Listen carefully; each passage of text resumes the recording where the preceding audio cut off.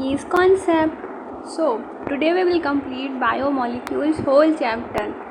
ठीक है, according to NCERT. सो चलो स्टार्ट करते हैं. तो बायोमोलिक्यूल्स क्या होता है, सबसे पहले इसको देखो. तो बायो और मॉलिक्यूल्स मतलब ऐसा मॉलिक्यूल जो लिविंग में पाया जाए उसको हम लोग क्या बोलेंगे, बायोमोलिक्यूल्स.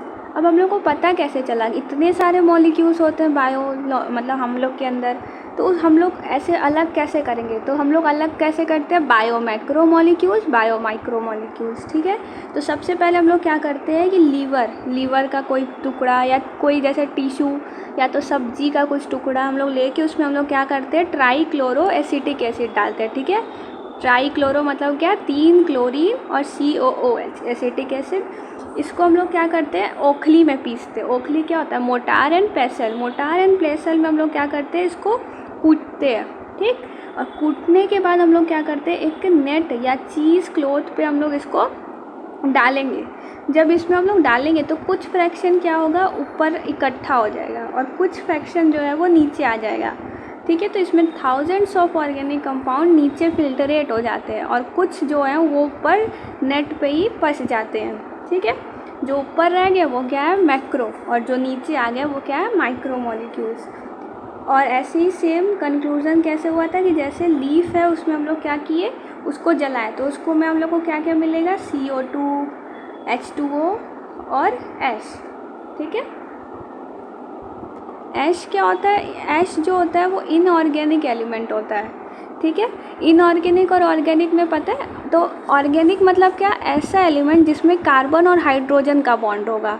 और इनऑर्गेनिक मतलब क्या होगा, जैसे कैल्शियम, मैग्नीशियम. ठीक है, तो नॉर्मल ये सब जो एलिमेंट हो गया वो इनऑर्गेनिक एलिमेंट. तो ये कहाँ पाए जाएंगे, एसिड सॉल्यूबल फ्रैक्शन में पाए जाएंगे, मतलब जो मिक्स हो गए.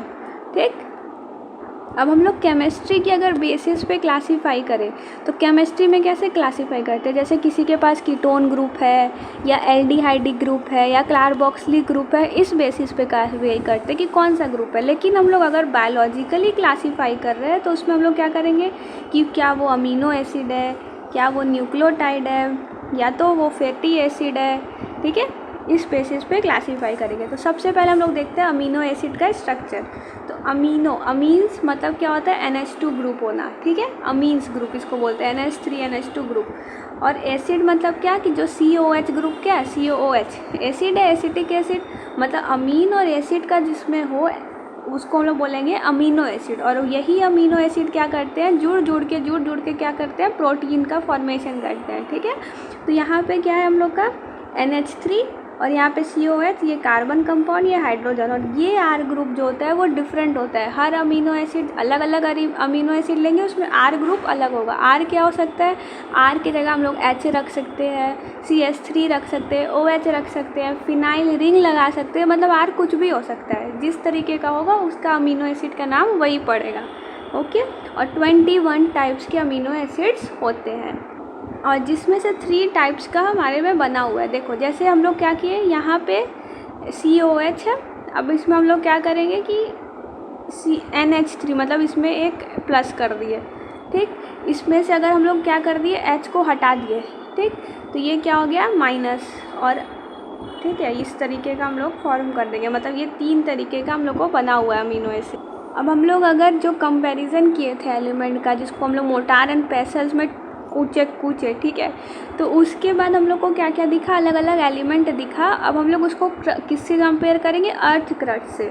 मतलब जो हमारे धरती के मिट्टी में पाया जाता है उसमें कितना परसेंट है और हमारे शरीर में कितना परसेंट है, उससे हम लोग देखेंगे. ठीक है, तो हाइड्रोजन जो होता है वो अर्थ में 0.14, ह्यूमंस में 0.5. ठीक है, कार्बन क्या हो जाएगा 0.03 और ह्यूमंस में 18.5. ऑक्सीजन जो है 46.6 और ह्यूमंस में 65.5. नाइट्रोजन जो हो जाएगा वो बहुत ही थोड़ा सा होता है और जो ह्यूमंस में 3.3, सल्फर 0.03 और ह्यूमन में 0.3, sodium 2.8 and 0.2, calcium 3.6, 1.5, magnesium 2.1, 0.1, silicon 27.7 और सिलिकॉन ह्यूमन बॉडी में नेग्लिजिबल मतलब ना के बराबर पाया जाता है. ठीक है, उसी तरह अगर हम लोग यहाँ पे देखो ये कंपाउंड ऐसे सोडियम क्या होता है, जो हम लोग का नर्व इम्पल्स होता है, सिग्नल ट्रांसमिट करता है, वो सोडियम और पोटेशियम की मदद से करता है, ठीक है। कैल्शियम जो होता है वो बोन स्ट्रेंथ के लिए रिस्पॉन्सिबल होता है, ठीक है। जो मसल का कॉन्ट्रैक्शन होता है वो कैल्शियम की मदद से होता है, ठीक है। फिर मैग्नीशियम जो होता है वो क्लोरोफिल में पाया जाता है, ग्रीन पिगमेंट ऑफ प्लांट जिसको बोलते हैं। वाटर हो गया, जो हमारे पूरे जो बैलेंस हो रहा है, जो भी हमारे अंदर रिएक्शन हो रहा है उसके लिए वाटर तो चाहिए, ठीक है। और कंपाउंड्स जैसे NaCl हो गया जो ऑस्मोटिक बैलेंस करेगा, CaCO3 बोन्स में पाया जाएगा, PO3 जो किस में पाया जाता है, और PO4 3- कहाँ पाया जाता है, DNA में, ठीक है। और SO4 2- भी हमारे बॉडी में पाया जाता है। Next lipids. तो लिपिड्स जो होता है इसको हम लोग क्या करते हैं, जब हम लोग इसको वो करते हैं, मतलब जब हम इसको छानते हैं चीज़ क्लोथ्स में, तो ये क्या होता है, ये ऊपर ही आ जाता है, मतलब इनसॉल्युबल फ्रैक्शन में आ जाता है, पर इसका वेट 800 डाल्टन से ज़्यादा नहीं होता है, ठीक है। अभी हम लोग देखते हैं बायो, मैक्रो और माइक्रो मॉलिक्यूल्स, तो इसका वेट तो ज़्यादा नहीं होता है, पर ये क्या होता है, एसिड इनसॉल्युबल पूल में आता है, ठीक है। तो अगर सिंगल बॉन्ड है इसके अंदर, इसका मतलब वो सैचुरेटेड लिपिड्स है, और अगर डबल बॉन्ड है तो अनसैचुरेटेड लिपिड हुआ, ठीक है। तो पाल्मेटिक एसिड इसी तरह होता है जिसमें 16 कार्बन होता है। देखो यहाँ पे ये कितना हो गया, 14, 15 एंड 16, ठीक।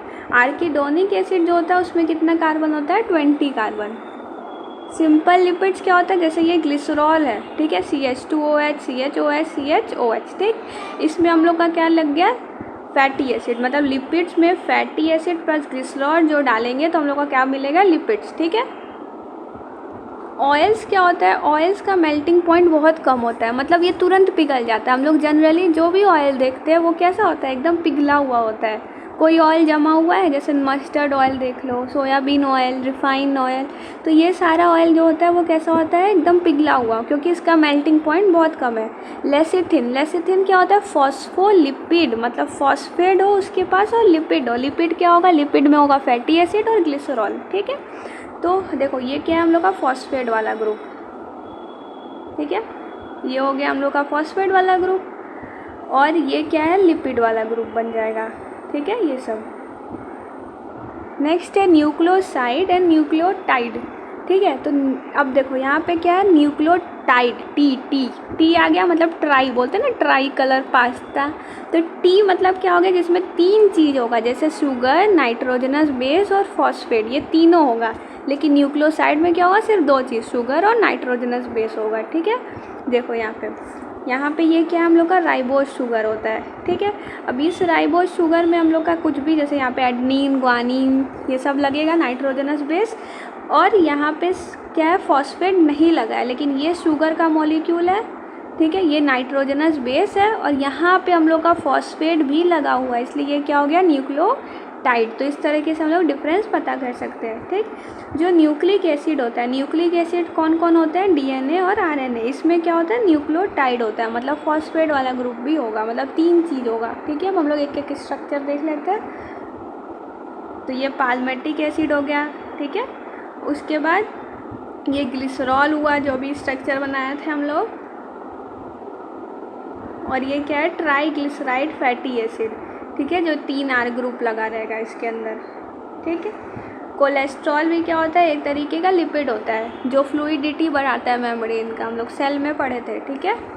और ऊपर तो यही हम लोग का, देखो ये क्या है, हम लोग का अमीनो एसिड, ठीक है, ग्लाइसिन में क्या होता है, ये जो R ग्रुप है उसमें H लग जाएगा, एलिनिन में क्या लग जाएगा, CH3, और सेरीन में क्या लगेगा, CH3OH, ठीक है।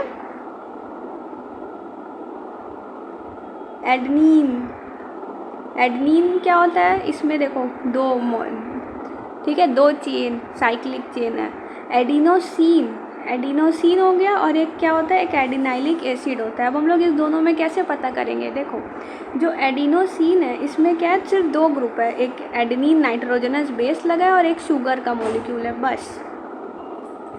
एडिनाइलिक एसिड क्या होता है कि इसमें क्या होगा, शुगर का मॉलिक्यूल है, यहाँ पे एडेनिन है, और इसके साथ साथ इसमें फॉस्फेट ग्रुप भी पाया जा रहा है, तो ये एडिनाइलिक एसिड हो गया, ठीक है, मतलब न्यूक्लियोटाइड।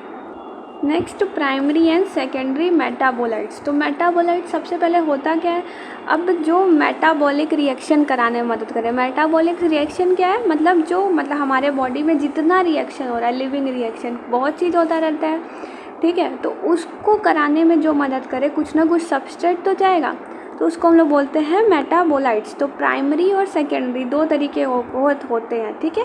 तो प्राइमरी मेटाबोलाइट्स क्या होगा कि जो चाहिए ही चाहिए हमारे बॉडी में, अगर कमी हो गया तो कुछ ना कुछ गड़बड़ हो जाएगा।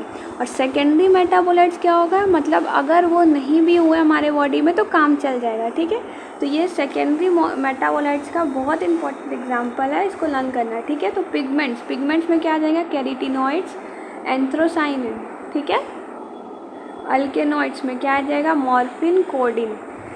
टार्पिनॉइड्स, देखो टार्पिन, तो इसमें भी टार्पिन, तो मोनोटार्पिन, डाइटार्पिन। एसेंशियल ऑयल, तो ऑयल वाले में ऑयल ही आएगा, लेमन ग्रास ऑयल। टॉक्सिन में क्या आ जाएगा, इन मतलब एब्रिन, रिक्सिन। लेसिथिन में कॉनकोवलिन, ठीक। ड्रग्स क्या हो जाएगा, विनब्लास्टिन, कुरकुमिन। और पॉलीमरिक सब्सटेंस क्या हो जाएगा, रबड़, गम, सेलुलोज। इसको एकदम याद करना है। अब देखो हम लोग क्या किए थे कि जो मोटार एंड पेसल में ग्राइंड किए थे, तो हम लोग को क्या मिला था कि एक ऊपर पार्ट मिला था जो फिल्टरेट नहीं हो पाया था, मतलब बड़े बड़े मॉलिक्यूल्स थे। तो जो पार्ट फिल्टरेट नहीं हो पाते हैं, ऊपर ही रह जाते हैं, बड़े मॉलिक्यूल हैं, उसको हम लोग क्या बोलेंगे, बायो मैक्रोमॉलिक्यूल्स। तो जो सॉल्यूबल हो जाते हैं, मतलब छोटे छोटे मॉलिक्यूल, वो कितने होते हैं, 18 to 800 डाल्टन के होते हैं बस। और जो इनसॉल्यूबल में क्या क्या आता है, protein, nucleic acid, polysaccharides and lipids आता है, ठीक। तो लगभग मैक्रोमॉलिक्यूल्स का वेट क्या होता है, 10,000 डाल्टन, ठीक। लेकिन लिपिड जो है वो स्ट्रिक्टली मैक्रोमॉलिक्यूल्स नहीं है, मतलब इसको लिखे तो है इनसॉल्यूबल है, मतलब मैक्रो वाले में, लेकिन ये पूरा तरीके से मैक्रोमॉलिक्यूल्स नहीं है। क्यों, क्योंकि इसका जो वेट है वो 10,000 डाल्टन तक नहीं आता है, ठीक है। अब अगर हम लोग एवरेज कंपोनेंट बोल रहे हैं, मतलब कि कितना हमारे बॉडी में क्या क्या पाया जाता है, तो पानी 70 to 90%, प्रोटीन 10 to 15%, फिर उसके बाद nucleic acid 5 to 7, carbohydrate 3%, lipid 2%, ions 1%, ठीक है। Next protein. तो प्रोटीन क्या होता है, छोटे छोटे जो अमीनो एसिड के यूनिट से बने, उसको हम लोग बोलते हैं प्रोटीन। ये हेट्रोपॉलीमर होता है। जो अमीनो एसिड का यूनिट, रिपीटेटिव यूनिट होता है, वो कैसा होता है, अलग अलग, जैसे कभी ग्लाइसिन ले लिए, कभी एलिनिन ले लिए, तो अलग अलग यूनिट एक दूसरे से कंबाइन करता है, इसलिए उसको हम लोग बोलते हैं हेट्रोपॉलीमर, ठीक। अमीनो एसिड कितना होता है, 21 अमीनो एसिड, ठीक है। तो 10 एसेंशियल होते हैं।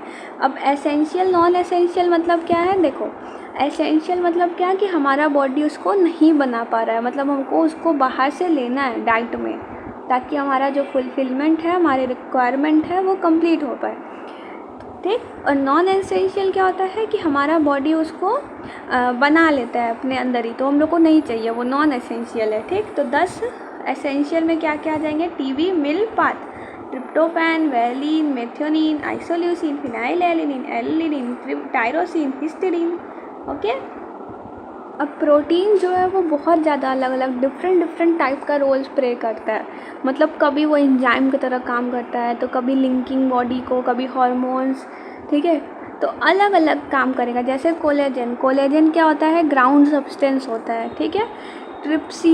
ट्रिप्सिन क्या होता है, इंजाइम होता है। इंसुलिन क्या है, हार्मोन। एंटीबॉडी क्या होता है, जो इन्फेक्शन हमारे बॉडी में हो जाता है उससे फाइट करने में मदद करता है, वो भी किससे बना होता है, प्रोटीन से। रिसेप्टर क्या होता है, रिसेप्टर मतलब क्या, जैसे हम लोग को कोई सूंघ रहा है, हम लोग कोई चीज़ या खा रहे हैं, तो हम लोग को पता चल रहा है वो चीज़, ठीक है, तो उसको हम लोग बोलते हैं रिसेप्टर। वो किससे बना होता है, वो भी प्रोटीन का बना होता है। GLUT4 मतलब ये क्या करता है, ग्लूकोज का ट्रांसपोर्ट कराता है सेल में, ठीक। उसके बाद कोलेजन और रूबिस्को। तो कोलेजन जो है वो सबसे ज़्यादा ह्यूमन में पाने जाने वाला प्रोटीन है, ठीक है। और रूबिस्को पूरे बायोस्फीयर में मोस्ट अबंडेंट प्रोटीन है। पूरे बायोस्फीयर में रूबिस्को है और ह्यूमन में क्या है, कोलेजन। नेक्स्ट है पॉलीसेक्राइड्स। तो पॉलीसेक्राइड्स क्या होता है? पॉलीसेक्राइड, पॉली मतलब क्या होता है? बहुत सारा, और सेक्राइड्स किससे बना है? शुगर से, सेक्रम शुगर, ठीक है।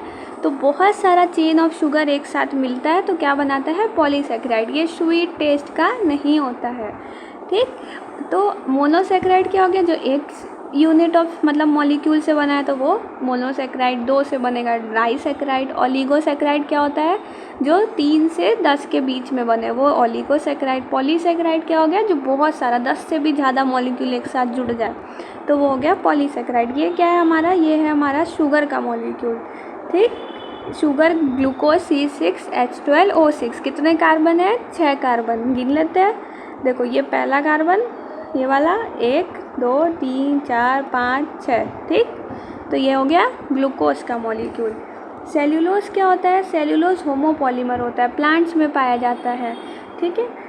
ये कैसा होता है? देखो ये भी ग्लूकोज के मॉलिक्यूल जैसा है, पर इसमें देखो यहाँ पे फर्स्ट पोजीशन जो ये फर्स्ट कार्बन हुआ, इसमें क्या है कि जो अगर OH ऊपर आ गया तो वो ये कौन सा हो गया? अगर OH ऊपर आ गया तो ये बीटा ग्लूकोज हो जाएगा, ठीक है। तो अगर OH ऊपर तो बीटा ग्लूकोज। और GAS, अब GAS क्या होता है? देखो G मतलब क्या हो गया? ग्लाइकोजन।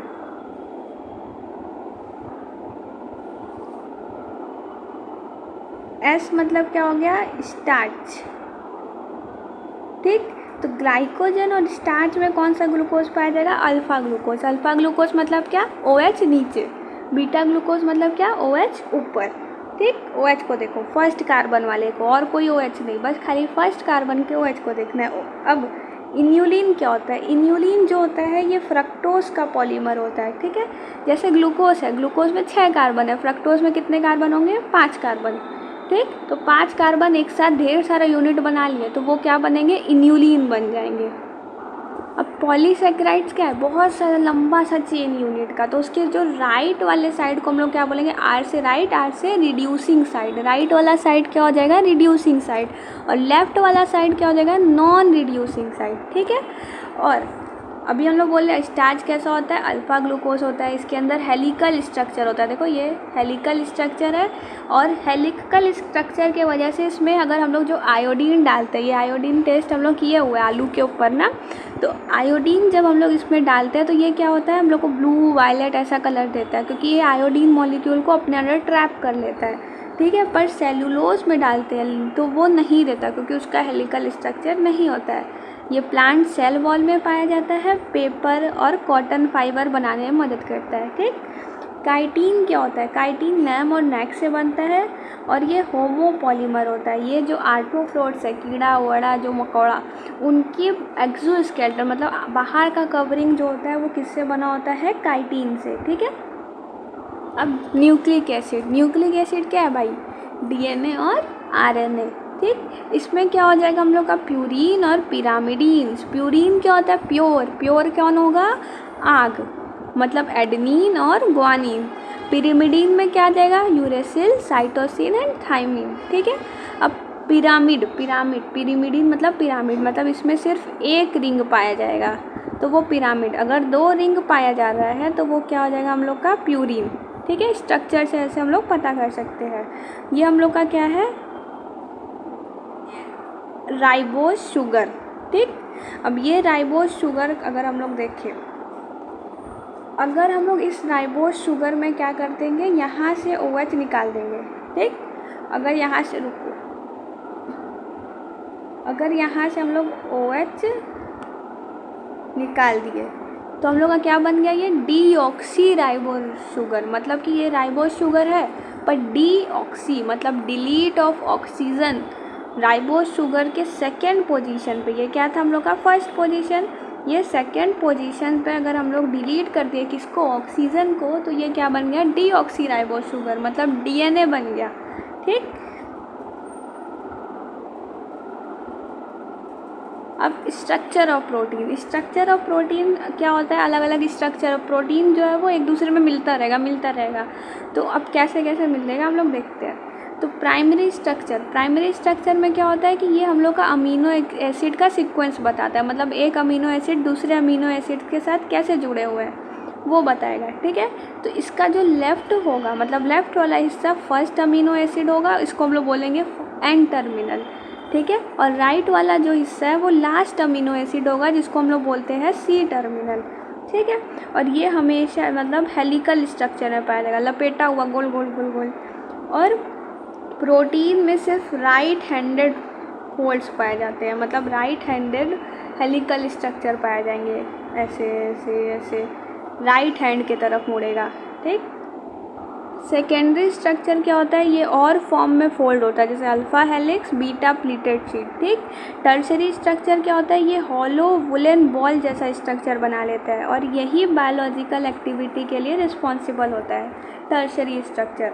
क्वाटरनरी स्ट्रक्चर क्या हो जाएगा, ये पॉलीपेप्टाइड का सब यूनिट होता है, जैसे हीमोग्लोबिन है, ठीक है। तो हीमोग्लोबिन जो होता है वो अल्फ़ा हीमोग्लोबिन और बीटा हीमोग्लोबिन से बनता है, मतलब ये अल्फ़ा 2 और बीटा 2 ये दोनों एक दूसरे से मिल के क्या बना देते हैं, क्वाटरनरी स्ट्रक्चर। अब एनसीईआरटी का डायग्राम देख लेते हैं, तो इसमें हम लोग को क्या दिख रहा है, ये प्राइमरी स्ट्रक्चर में ये पूरा अमीनो एसिड का सीक्वेंस, ठीक। सेकेंडरी में क्या हो गया, वो देखो ये हेलिक्स जैसा अल्फ़ा हेलिक्स और प्लेट जैसा बीटा प्लीटेड शीट, ठीक। टर्शरी में कैसा हो गया, बॉल जैसा, बुलेन बॉल जैसा बन गया, ठीक। और वही 2-3 बुलेन बॉल एक दूसरे में मिल गए तो क्या बन गया, क्वाटरनरी स्ट्रक्चर, ठीक है। ये देखो ये हेलिकल राइट हैंडेड में ये टर्न करता है जनरली। अब कौन कौन सा बॉन्ड जुड़ता है, मतलब एक मोनोमर को ढेर सारा मतलब पॉलीमर बनाना है तो एक दूसरे से जोड़ने वाला बॉन्ड होना चाहिए, तो पेप्टाइड बॉन्ड, पी से पेप्टाइड, पी से प्रोटीन में होता है जो 2 अमीनो एसिड के बीच में जुड़ता है, ठीक है। ग्लाइकोसिडिक बॉन्ड, ग्लाइकोसिडिक मतलब क्या होता है, ग्लूकोज वाला बॉन्ड, मतलब जो ग्लूकोज के मॉलिक्यूल को जोड़े, मतलब मीठा, मतलब पॉलीसैकेराइड को, ठीक है। तो एक मोनोमर यूनिट को दूसरे मोनोमर यूनिट से जोड़े। नेक्स्ट ईस्टर बॉन्ड जो होता है वो किस में पाया जाता है, जो फॉस्फेट एंड हाइड्रोक्सी, जो अभी हम लोग डीएनए का राइबोज शुगर बनाए थे तो उसमें जो मॉलिक्यूल में फॉस्फेट जिस बॉन्ड से जुड़ता है वो होता है ईस्टर बॉन्ड, ठीक है।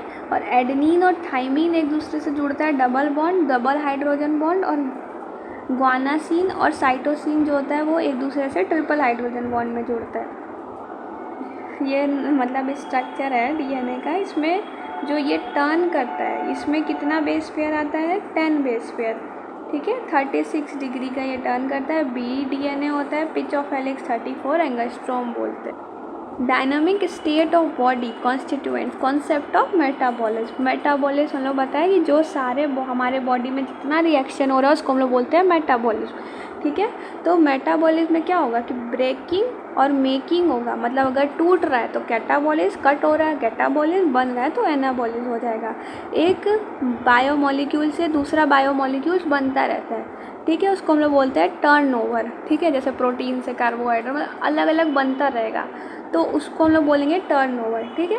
कैटलिस्ट क्या होता है, मतलब जो अल्टर कर दे रिएक्शन को, अल्टर कर दे मतलब क्या, या तो बढ़ा सकता है रिएक्शन को या तो घटा सकता है। और इंजाइम क्या होता है, बायो कैटलिस्ट, मतलब जो लिविंग में हम लोग कैटलिस्ट की तरह काम करते हैं उसको हम लोग बोलते हैं इंजाइम। और ब्लड कंसनट्रेशन ऑफ ग्लूकोज कितना होता है, 4.5 to 5.0 मिलीमोल। हार्मोन्स कितना होता है, नैनोग्राम में, मतलब बहुत कम, ठीक है। डायनेमिक स्टेट क्यों बोलते हैं, देखो जितना, जैसे हम लोग का ये मान लो बीकर है, ठीक है।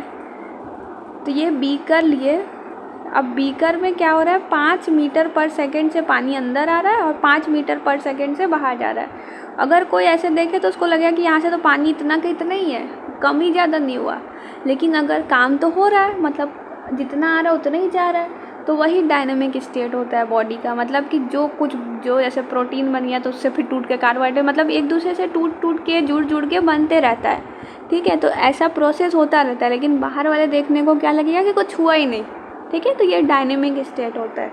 एंजाइम क्या होता है, ये सारे लगभग क्या होते हैं, प्रोटीन होते हैं। किसको छोड़ के, राइबोजाइम को छोड़ के, सबसे इम्पोर्टेंट, राइबोजाइम प्रोटीन का नहीं बना होता है, ठीक है। अब जैसे हम लोग का क्या है, ये हम लोग अगर ग्राफ देखें, ये पोटेंशियल एनर्जी और प्रोग्रेस ऑफ अ रिएक्शन, ये ग्राफ में हम लोग को क्या बता रहा है, देखो एक्टिवेशन एनर्जी क्या होता है। एक्टिवेशन एनर्जी का मतलब होता है कि कितना एनर्जी चाहिए हम लोग को एक रिएक्शन को एक्टिवेट करने के लिए, स्टार्ट करने के लिए, ठीक है।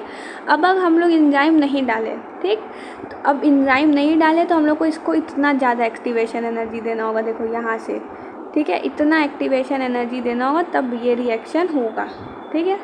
और वही अगर हम लोग क्या कर दिए, एंजाइम डाल दिए, तो हम लोग को क्या है, ये खाली हिस्सा एक्टिवेशन एनर्जी का लगा, मतलब एक्टिवेशन एनर्जी क्या हो गया, कम हो गया, मतलब उसको एक्टिव करने के लिए जो एनर्जी चाहिए वो हम लोग को क्या हो गया, कम देना पड़ गया, ठीक है। अब जैसे कोई स्टूडेंट है, ठीक है, तो वो बिना टीचर के पढ़ रहा, मतलब उसके पास टीचर नहीं है, वो खुद से सब चीज़ पढ़ रहा है बिना किसी हेल्प के, खाली या तो नोट से या किसी चीज़ से, तो उसको क्या करना पड़ेगा, अपना एनर्जी बहुत ज़्यादा लगाना पड़ेगा एक्टिव, ठीक है। और प्रोडक्ट क्या बनेगा, वही सेम।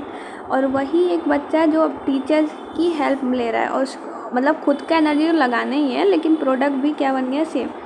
खुद का तो एनर्जी लगानी है ऑफकोर्स, पर मतलब वो क्या कर रहा है कि उसको एक गाइडेंस मिल गया, तो एक गाइडेंस मिल गया तो वो अच्छे से, मतलब उसको एनर्जी थोड़ा कम लगाना पड़ा और वो प्रोडक्ट बना लिया, ठीक है। अब ना इसे देखो, ये तो एग्जाम्पल समझाने के लिए था, ठीक है। आगे देखो, जैसे अब एंजाइम कैसे जोड़ता है, एंजाइम सबसे पहले जुड़ता है सबस्ट्रेट से, ठीक है, तो वो स्ट्रक्चर अपना उस तरीके का बना लेता है, और जैसे ये सबस्ट्रेट हो गया और ये क्या हो गया, एंजाइम जुड़ गया, क्या बन गया, एंजाइम सबस्ट्रेट। अब ये एंजाइम सबस्ट्रेट जो होता है वो बहुत ही ज़्यादा मतलब कि अनस्टेबल होता है, तो तुरंत से जो ये एंजाइम और सबस्ट्रेट है वो किस में कन्वर्ट हो जाएगा, एंजाइम और प्रोडक्ट में।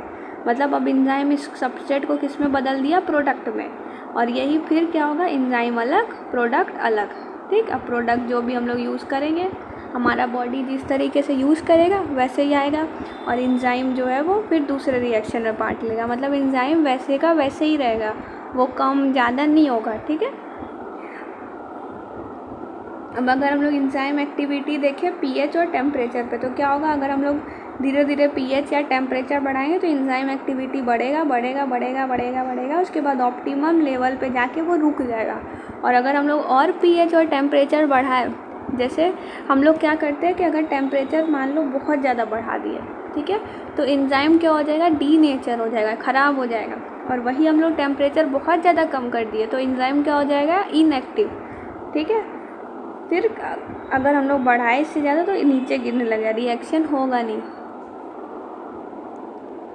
अब वी मैक्स अपॉन 2, ठीक है, इसमें क्या देखो, जैसे अगर हम लोग इसमें सबस्ट्रेट का कंसंट्रेशन एक बढ़ाएंगे, ठीक है, तो अगर हम लोग सबस्ट्रेट का कंसंट्रेशन बढ़ाया तो एक रिएक्शन क्या होगा, धीरे धीरे धीरे धीरे बढ़ेगा, फिर उसके बाद कांस्टेंट हो जाएगा। क्यों, क्योंकि भाई एंजाइम लिमिटेड है, ऐसा नहीं कि हम लोग सबस्ट्रेट बढ़ाते जाए और हम लोग का रिएक्शन होते जाए बढ़ते जाए, नहीं, एक तरीके में क्या हो जाएगा, वो स्टेबल हो जाएगा, ठीक। कॉम्पिटिटिव इनहिबिटर क्या होता है कि जैसे अब एंजाइम है, उसका जो भी स्ट्रक्चर है, अभी हम लोग ये वाला स्ट्रक्चर बनाए थे, तो उसी तरह जो जैसे सबस्ट्रेट का क्या है स्ट्रक्चर ऐसा था, तो उसी तरह कोई और मॉलिक्यूल आएगा और इसी के तरह सेम टू सेम आके इसे लड़ेगा कि हम लगेंगे इसके ऊपर, मतलब एंजाइम पे हम लगेंगे।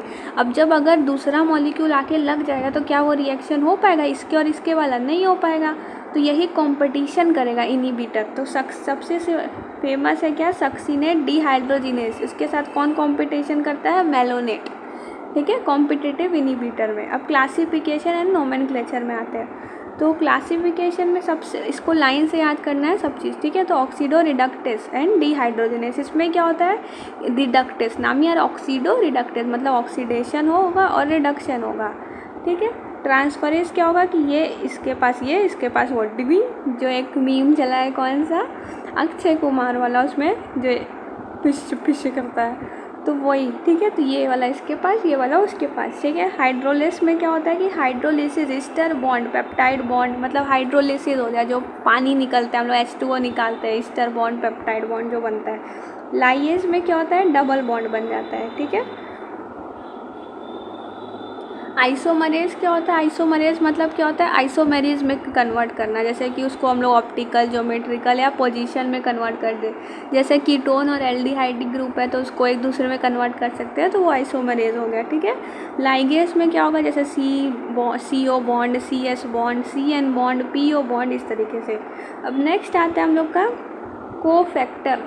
कोफैक्टर क्या होता है? नॉन प्रोटीन पार्ट होता है। एंजाइम में क्या क्या होता है हम लोग का? देखो यहाँ पे एंजाइम जो बनता है उसमें क्या होगा? पूरा का पूरा, होलो मतलब पूरा एंजाइम में क्या होगा? एपो एंजाइम प्लस कोफैक्टर, ठीक है। तो कोफैक्टर जो होता है वो प्रोटीन का नहीं बना होता है, ठीक है, और एपो एंजाइम जो होता है वो प्रोटीन का बना होता है, ठीक। अब कोफैक्टर में क्या क्या आता है? Prostatic group, coenzyme, metal ion. तो प्रोस्टैटिक ग्रुप क्या होता है? प्रोस्टैटिक ग्रुप जो होता है वो बहुत ही टाइटली बाउंड होता है, ठीक है, एंजाइम से। उसको हम लोग बोलते हैं हीम, मतलब हीम इसका एग्जाम्पल है, ठीक है, हीमोग्लोबिन वाला हीम। और कोएंजाइम में क्या आता है? कोफैक्टर में ही आता है कोएंजाइम। कोएंजाइम क्या होता है? एसेंशियल विटामिन से बना होता है। इसमें क्या होता है कि NAD और NADPH इसका एग्जाम्पल है, ठीक है। और मेटल आयन क्या होता है? ये कोऑर्डिनेशन बॉन्ड इसके अंदर होता है और एक्टिव साइड बनाता है एक ही टाइम पे। जैसे जिंक कोफैक्टर है, किसके लिए? कार्बोक्सी पेप्टिडेज के लिए, ठीक है।